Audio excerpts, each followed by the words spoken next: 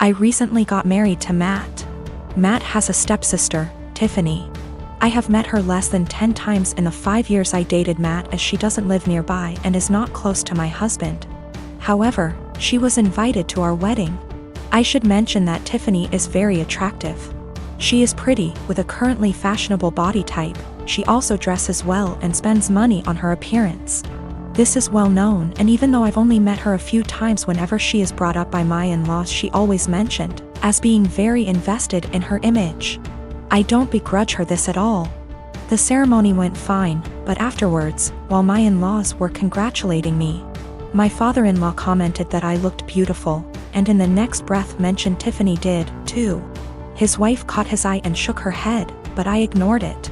When Tiffany came over to say congratulations, she looked stunning. Her dress was beautiful and fitted her perfectly, her hair and makeup looked like they'd been done professionally. And she was wearing a pair of obviously designer shoes. Her outfit was totally appropriate for the event. But I was still weirdly upset by how she looked and immediately felt self-conscious next to her. Even Matt told her she looked great, and they rarely talk. For the rest of the night, every single male guest at the wedding asked about Tiffany, who she was, how I know her, if she was single, etc. By the speeches, I was fed up and almost in tears, and even the best man mentioned her in his speech off the cuff. I let it go, went on my honeymoon, and tried to forget the whole thing. We came back about a week ago, and this past weekend had dinner with my in-laws. Tiffany was visiting, and we learned that she had got engaged. She showed us her comically large ring and said she was planning to have the wedding next year and that it would be a black tie event. Before I could stop myself, I jokingly said that I was pretty sure I'd already been to her wedding. I was the one in the white dress. She asked what I meant, and I thought there was no point in lying, so I just admitted I felt she upstaged me at my wedding. She laughed and said, "You can't upstage a bride." I asked if I could wear white to her wedding then, and she shrugged and said, "If you think it'll help." She then apologized if I felt her outfit was inappropriate. My in-laws moved the conversation on, and we went on with dinner. When we got home, my husband blew up on me, saying I embarrassed him by being petty and jealous of Tiffany. He said he doesn't even like her, but even he knows she can't do anything about what she looks like or the clothes she can afford. And I made myself look bitter and childish, and him by association. I admit it wasn't my best moment. But I thought he would at least understand how I felt given that he heard everyone's comments that night. He's demanding I apologize to Tiffany and his parents, but I don't think I said anything that heinous. My girlfriend, Rose, and I have been together for 4 years, and she is 5 months pregnant with our first child. My mom seemed to really like Rose, or at the very least tolerated her, but after we announced that we were expecting, something definitely switched in her. She has become extremely rude and disrespectful towards my girlfriend. She makes passive-aggressive comments at every chance she gets. I've had to take a step back from my mother until she fixes her behavior. Rose had gone to visit her family who lives far out of town. It was a very last-minute trip, and she drove herself to the destination and back. Unfortunately, at around 6 p.m., her car broke down and she was forced to pull over. Fortunately, my brother, Chris, who's great with cars and lives about an hour and 1/2 from where Rose was stranded, was willing to pick her up and sorted everything out. I was out of the country, so I'm grateful that my brother sorted everything out for her. Chris moved back in with my mom about a year ago. Obviously, the situation wasn't the best, especially considering the tension between Rose and my mom that exists for no particular reason. But I hoped my mom could put her pettiness aside for at least a night. It was too late for Chris to drive Rose back home, so my brother told her that he would drive her back tomorrow morning. An arrangement that my mom seems to not like, but one that she managed to keep her mouth shut about, my girlfriend tells me. Rose helps prepare dinner, wash up, and actually engage in a decent conversation with my mom for the first time in ages. However, they mostly avoid each other. Chris goes to bed earlier, leaving my mom and Rose. My mom lives in a 2-bedroom apartment, and since both bedrooms were taken, Rose assumed that she would be sleeping on the couch. She apparently assumed wrong. My mom gives Rose the thinnest blanket ever and basically screams at her, telling her that she has to sleep on the floor to not ruin her couch. She tells Rose to make do with the pillows on the couch and the blanket that provides zero warmth.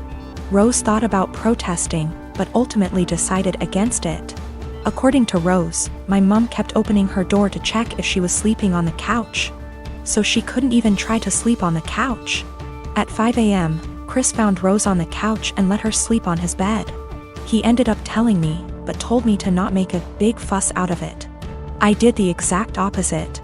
I called my mom, very angry, and told her that she was disrespecting her so badly. She tried to defend herself by saying that she didn't harm the baby, and it's okay for pregnant women to sleep on the floor. But I refused to hear any of it. Chris agrees with me, but told me that I shouldn't make it a fight. I feel like I'm losing my mind. I manage a team of employees in a very specialized industry. The employees are hired on 2-year contracts that are mostly automatically renewed. Salaries are fixed for the duration of the contract, but raises are negotiated at time of renewal. There are no non-competes. I have one employee, Sarah, who requested a meeting with me last week to discuss a possible raise.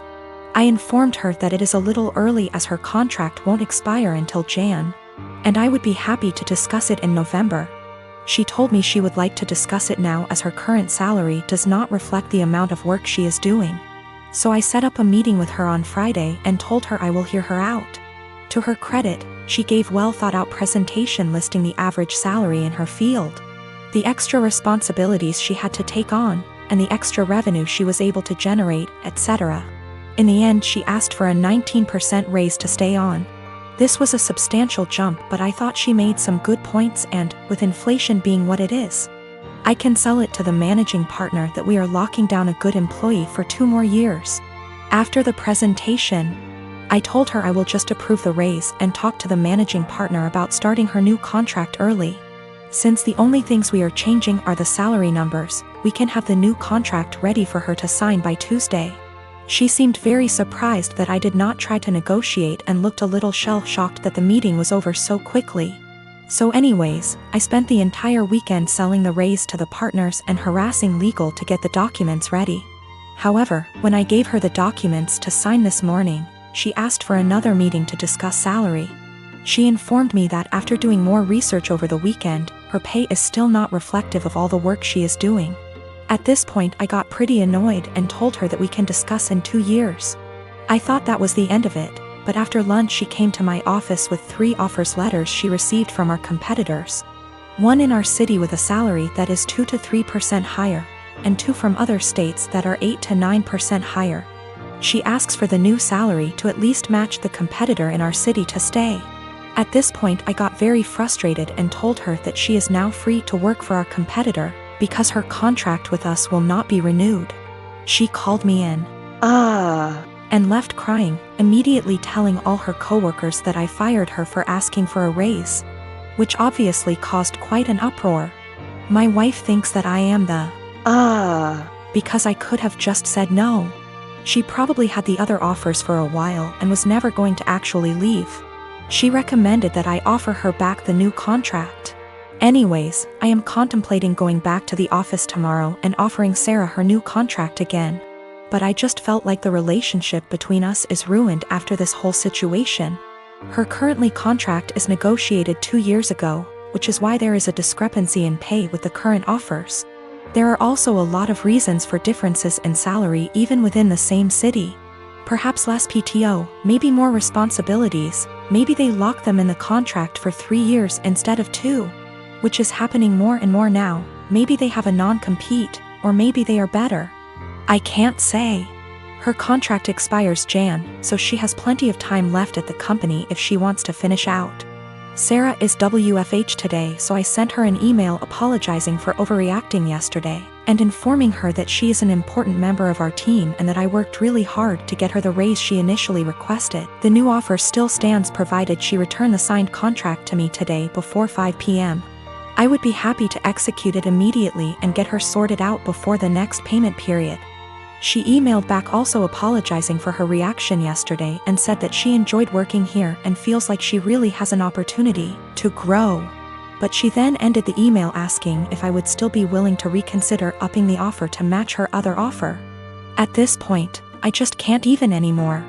I basically ignored her email, and at 5:01 p.m. with no signed contract from her, I sent an email to the managing partner I was talking to all weekend. Hope this email finds you well. I am writing to inform you that Sarah has elected to decline the new contract as it is written. She has informed me that she received an offer from our competitor with a salary of XXX. I have attached a scanned document of the offer letter with this email for your convenience. She has requested that we match that salary to retain her services as our current offer is insufficient. As of right now, her contract expires January 22nd. Please advise on the next steps. My twin sister, May, and I are identical. At the end of our first year of college, I was in a car accident, and I ended up with a facial scar and major trauma. I started seeing a therapist because of the nightmares and the fact that I was panicking anytime I got into a car. That led to me realizing there were some deeper issues, which we worked on. As part of that work, I got a physical. Started working with a dietitian to fix my diet and the smorgasbord of vitamin deficiencies it caused. I started working out, strength training 3 days and sprints or hit on 3 with our older sis. By the end of our first year of college, we had each gained about 30 pounds. By the end of the next year, I had lost half of it, but I was smaller at 134 pounds than my previous 120 because of the muscle mass. And that's been my size for the past half decade. I found a new beautician, and she gave me long layers to make my natural curls be curls instead of waves of frizz. I always wanted but that my old one said would look bad and refused.